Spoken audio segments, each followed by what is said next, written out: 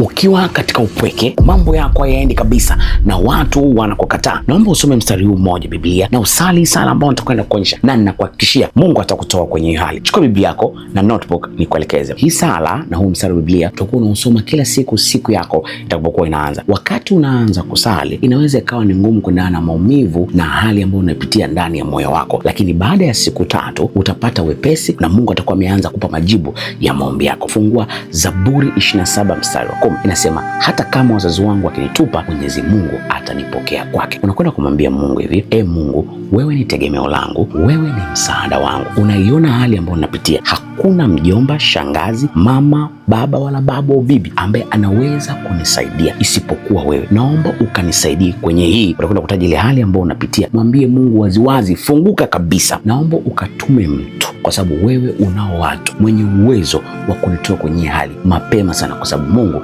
moyo wangu umechoka. Asante Bwana Yesu kwa kuwa umenisikia na kwa kuwa utakwenda kunijibu kwa haraka. Kiufupi hivyo, kuna muda unaweza kuwa unaomba alafu ukasikia kulia. Usiogope, wewe lia tu, ni kawaida, kwa sababu kuna nyakati hata Yesu alilia. Sasa kama Yesu alilia, wewe ni nani? Tough times never last, but tough people do.